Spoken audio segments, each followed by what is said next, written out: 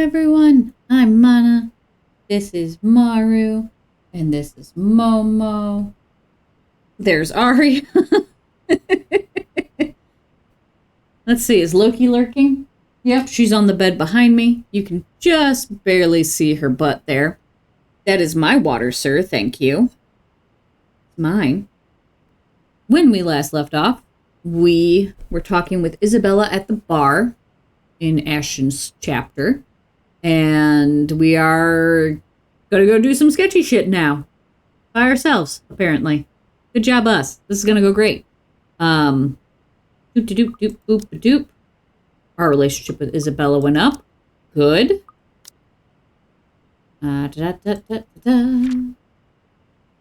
Ashton showed up at the pub's main lounge again, he found Isabella alone in a corner. She hesitantly brought up the idea of going back to the mansion. Despite agreeing, he gently explained why that wouldn't be a good idea for her. Thankfully, she eventually acquiesced. So I think that means that, yeah, Ashton is going alone. We're staying behind. But I think Zach and Isabella are staying behind. I don't know if they will show up at the mansion later, though. Free will and all. All right, so let's jump back into it. Galway Shaw's Monday night crowd, although small and barely occupies a quarter of the whole pub, provides ample enough cover for anyone who wishes to leave the place unnoticed.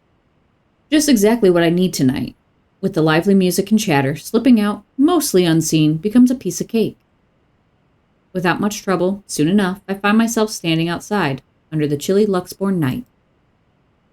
A gust of wind picks up shortly after I step out, carrying the telltale smell of an impending rain.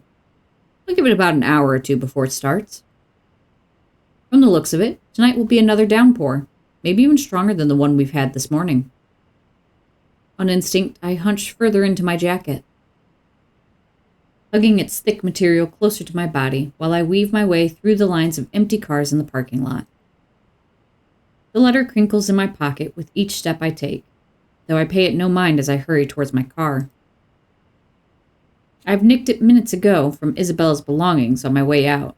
You didn't nick it from her belongings. You literally took it out of her fucking hands while having a conversation with her. The fuck? If this is all connected, I need this damn piece of paper with me. However ridiculous it sounds, I'm quite sure it won't be missed either, but I can't waste time here and wait for her to find out, can I? 4 hours is all I'm giving myself to get this done. 3 if I'm inclined to go by the rules Z-Man set, but when have I ever? Regardless of how generous that is, each second's just as important as the next. But as with every plan, problems crop up at the last second. It's practically a universal rule. And it does, in the form of a lone figure waiting for me next to my car. So the last time I played this, it was Rebecca. Oh, it's Isabella this time. How did she get ahead of you? Isabella turns as I near, her mouth curving up in a small smile. She offers no greeting except for a shy tilt of her head. Even as my pace slows and I look at her with all the unvoiced questions in my eyes, she remains wordless, merely throwing her head back and shifting her attention up to the starless sky when I come to stand beside her. Another gust of wind blows as she breathes out a sigh, weary, thick with something close to resignation. The breeze carries all of it away, while she hugs her arms closer to herself to keep warm, which raises the question why she's out here. The air is already heavy with the promise of rain. With clouds obscuring the view, there's really nothing left to look at but a dark blanket of nothingness. Still, she stands here as if she's intentionally waiting for everything to fall. That, or she's here for some other reason. Go back inside. I can't have you tagging along. You're safer with G than with me. Where are you going, Ash? Somewhere. I won't be long. Without another single glance, I walk past her, heading straight for my car. She follows, regardless, a different kind of desperation woven in her movements and the next syllables she utters. This isn't just about you, Ash. My hand stops a few centimeters short of nudging the door open. Even above the howling winds, her words strike true, booming, echoing, spurring a guilt within me. Despite my silence, she continues. Although her words aren't meant to spite, only to prod. They each cut with the sharpness of a blade. That thing will stop at nothing to get us. What makes you think you can do this alone? Sheer willpower and tenacity? A brief pause. Then, taking in a sharp breath and swallowing my restraint, I snap at her. If any sort of guilt comes from this, I try not to show it. What makes you think you being there would make any difference? You'll only get in the way. Don't make me repeat myself. Ashton! I don't wait for her answer and quickly slip inside my car, slamming the door behind me with so much unnecessary force. In that one moment, one conversation, something also breaks between us. Something irreparable. A different kind of regret. Haunting me amidst the silence of my car as I drive off and leave it all behind. Within 10 minutes, I'm driving out of Luxbourne and heading straight for Anselm Village. In the distance, flashes of lightning light up the horizon, white and sharp against the black curtain of the night. Thunder threatens with a rumble, seconds later, echoing long across the sky. And with one last roar, the skies open in earnest. Up! Rain falls in fast, steady sheets, creating shallow puddles on the dirt path, drenching everything the eye can reach. Despite having grown up in the city, I still despise the rain. Living here doesn't mean I have to like it. Lucky me, I've reached the mansion before the downpour has turned torrential. The long slog from Anselm Village by foot has already been made difficult by light drizzle and biting winds buffeting against my body every few seconds. Excuse me. By the time I've found cover under the trees lining the vicinity of the mansion, my shoulders are already drenched. My hair is also sticking against my skin and out in every possible direction. Thankfully, the letter, taser, and gun I brought with me has remained relatively dry. That's the most important thing. However, those are the least of my problems at the moment. Sometime after the housewarming party, Scumbag, Wright, has suddenly grown a brain and tightened the security around the mansion. A guard is now stationed in every possible point of entry. The main entryway, the back door leading to the kitchens. Hell, it's almost a miracle no one has spotted me once I entered the property, although that's probably because I've kept close to the forest.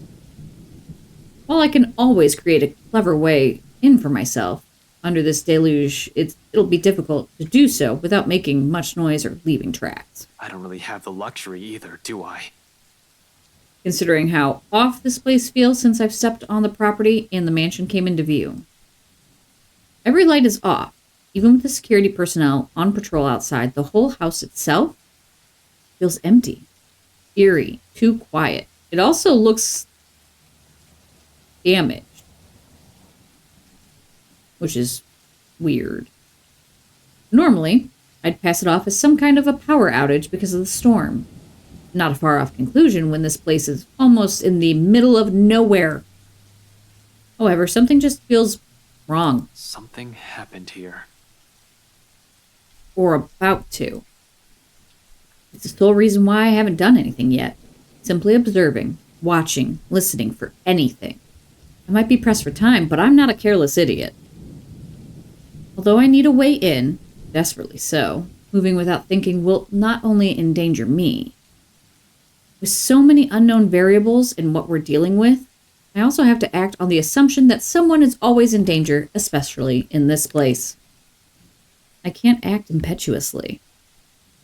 As much as I hate Wright, I'm not about to cause his death because of one thoughtless action. If there's a place he deserves to be at, it's in a prison, not a morgue. I was about to say you can't make them suffer if they're dead, but then that started, so here we are. So, when a hoarse, painful sob suddenly rings out above the loud pitter-patter of rain, only then do I stir. A woman. Perhaps a servant? Or worse, Hannah Wright. It's coming from the forest? Just right up ahead, in fact. Not too far from the house. Regardless, I'd give the place a quick, wary glance before following the noise. Carefully keeping to the shadows, one cautious step after another. Louder and louder it grows as I near. Until it abruptly turns into a loud, desperate, anguished cry. Do I need to do a quick time? I break into a run. One nervous hand ready on the gun holstered at my hip, and the other raised for balance as I scurry across the dense understory. Okay. Dead leaves crunch under my shoes, but I pay it no mind. There's only the voice, the woman, and nothing. Abruptly it all stops, and I'm met with a sudden hush. Blank. Empty. Almost deafening in its stillness, even with my labored breathing and pounding heartbeat against my ears. Behind me, another branch breaks, and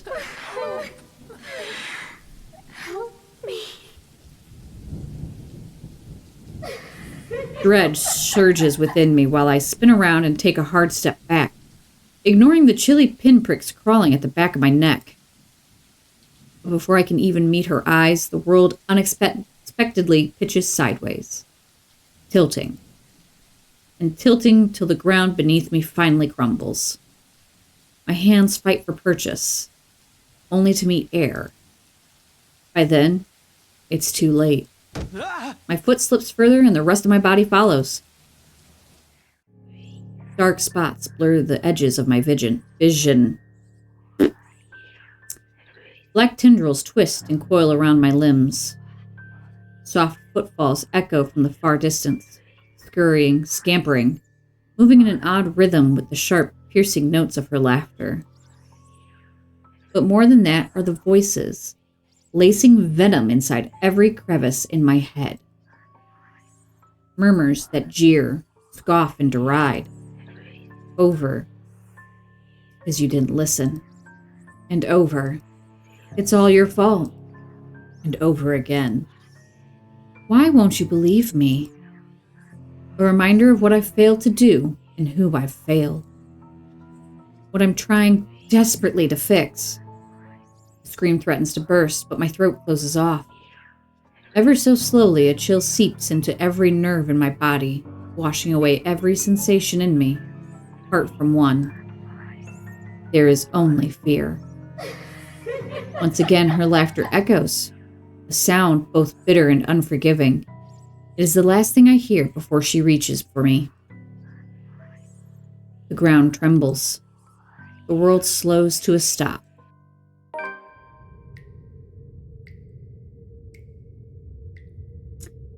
Oh.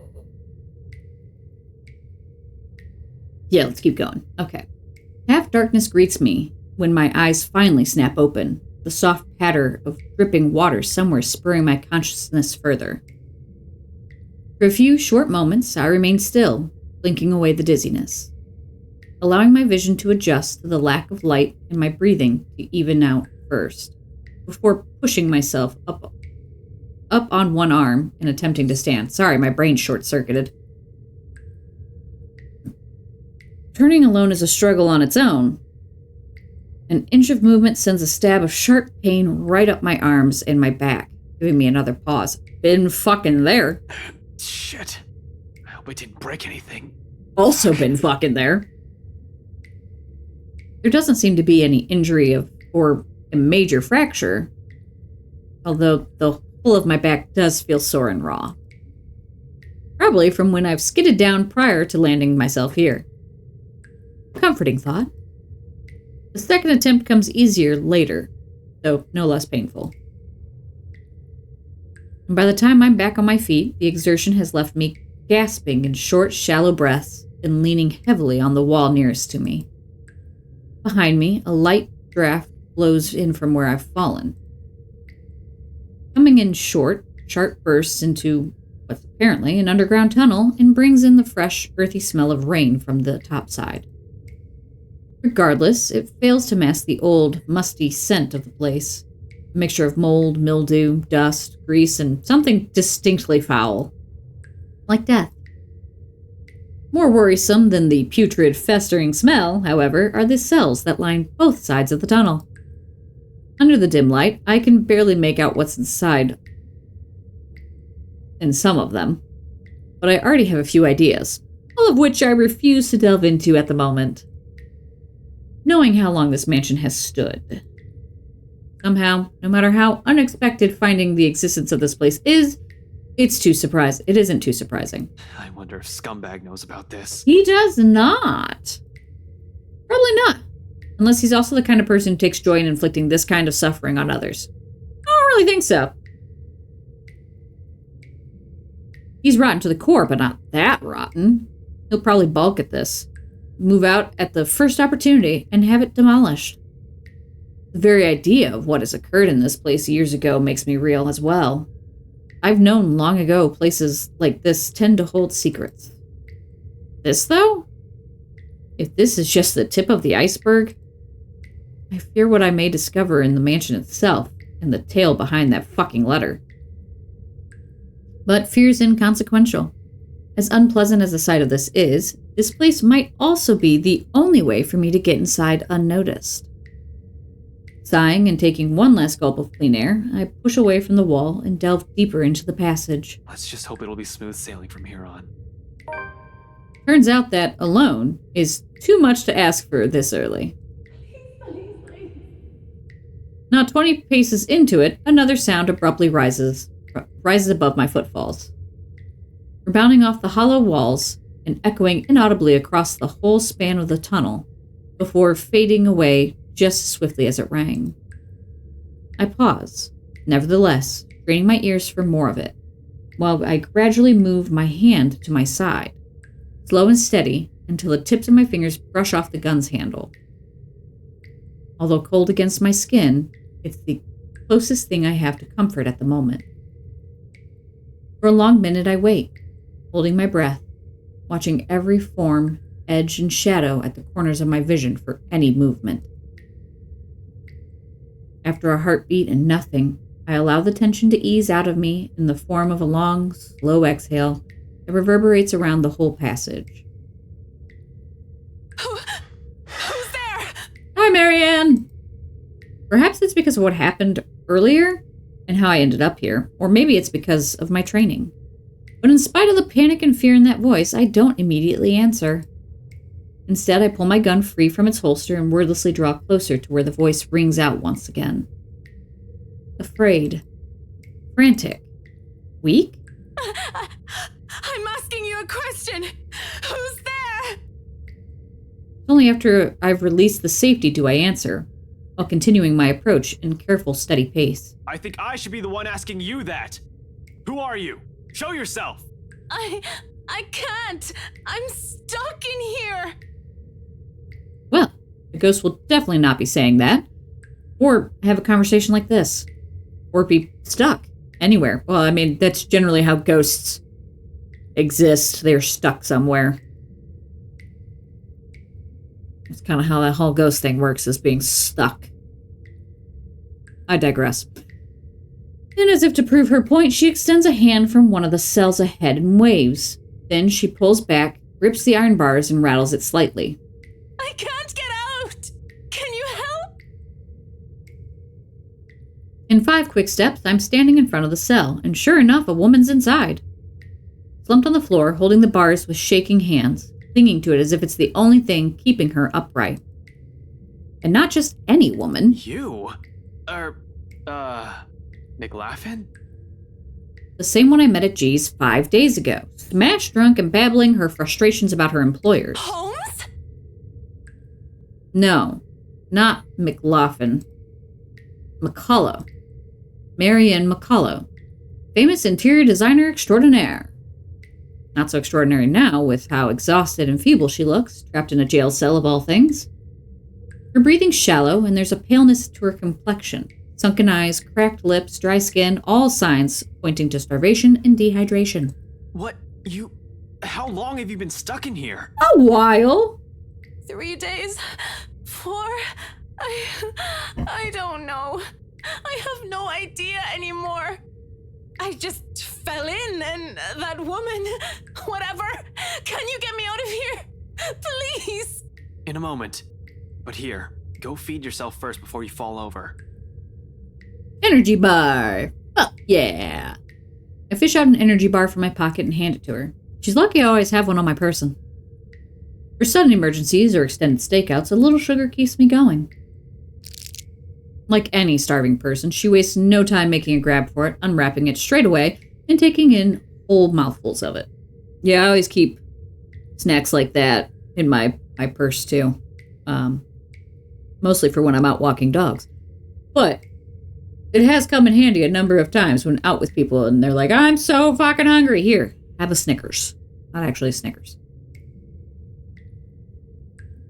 Relief washes over her face on the first bite alone.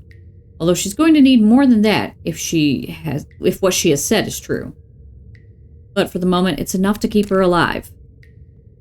Good thing she seems to have the sense to prioritize survival over comfort, if the puddle in the corner of the cell indicates anything.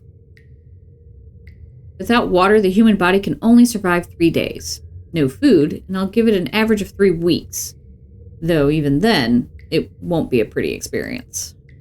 Granted, some have survived longer than that. She's still fortunate I found her when I did. Now, to get her out. My bobby pins won't be of any use here. Not like I need it. Unlike the ones we have at the precinct, a simple barrel hinge holds the gates to the cell together. Oh, that's right. You can, lift it. With the right pry bar, right tools. Even without any special tools, I'll be able to lift the door and free her. However, with how heavy it seems, I'll need a lever of some sort to help. Exactly. What are you looking for? Some wood, a 2x4, I guess, a plank or a pipe, anything I can use as a lever. Wait here. The hallway yields nothing but dust, dirt, and a few rusted chains scattered about. While I may find something in one of the open cells, I'm reluctant to check or even step in. We can't have another person trapped in here. However, McCullough ended up inside. Well, there's no. My head snaps back to her. McCullough extricates a wooden board from under the mess of hay and twine near her. Without prompting, she slips it through what little space there is between the bars. It's short, but appears thick and sturdy enough for my intended purpose upon closer inspection. Good enough. I hope. I get to work at once, anchoring the other end of the plank at the base of the door and applying ample force on the other end. It takes a bit of effort. No kidding about the heavy part. Still, a grunt, a gasp, a creak. In a matter of minutes, with a little help from her on the other side, the door eventually lifts off its hinges. It falls on the ground with a loud, ugly metallic thud, but the sound of it puts elation on McCullough's face. She doesn't even ask for help. As soon as she can, she hastily crawls out of the prison she has accidentally found herself in. More than happy to get out of it, despite lacking the strength to stand firmly on her feet. Thank you. Thank you so much. After the second day, I was so sure I was going to die in there. If you didn't show up, today, I don't even want to think about it. How did you even end up here?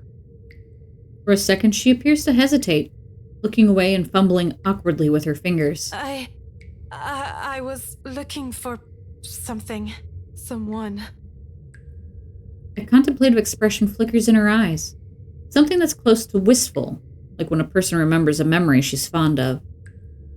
It doesn't last too long, but it still leaves me the impression that I've suddenly walked into something private. Something deeply personal for her. I'd rather not ask. So this whole tunnel, at the end of it, it leads right inside the mansion? The wine cellar. Right into the kitchen, then. There's a door of some sorts. I don't know. I think I pulled or pressed something somewhere. I was in a hurry. And I'm not sure if it'll open from this side. Hell, this place wasn't even in the floor plans. What do you mean? Do you mean? Oh, there he goes. Oh. The pause made me think it wasn't going to do it, but I also didn't wait very long to see if it would. Does that really matter now? We have to get out of here. People died in this place. Kids! Oh God! Kids! I could have shown you, but that thing won't turn back on anymore. It's like it only waited for me to see it before shutting down or something. How long has that thing even been in there? But those poor kids. All because of that thing. Wait, hold on. What are you talking about right now? The bloody letter! Ever since I've read that thing, since that day at the open house, she won't leave me. But it should be fine now, right? I broke it. I broke all of it. She shouldn't be able to do anything now. Mikala, one at a time. It's all that fucking paper's fault! Oh God! Oh God! Dear Lord in St. Adelaide, bless those poor souls. We're not safe here. We need to leave. If we stay here any longer... Surprise! Mikala! Abruptly, she stops, looks back at me with wild, panic-stricken eyes. I've seen enough of it so many times these past few days, from my own friends even. To know she has seen things, the kind that'll easily make any person go mad. And perhaps we slowly are. The longer this takes, the faster our descent into it becomes. I can't even tell which one's worse, death or this. Seems like no matter what we end up with, there will be something horrible waiting for us. I need to hurry. Listen, I need to get inside this place, and you're more familiar with its layout. If you can help me... What? No! Why would I go back? Are you sure you haven't gotten raving mad yet? An exit's right here. And this business with the letter has to end at some point. Look, I know you're not very fond of Luke Wright. Oh. Damn right I'm not. He can just go. But are you really sure you want to leave him like this? And what about his wife? It strikes a chord. She falters, grows quiet as the tension lifts from her and her shoulders slump.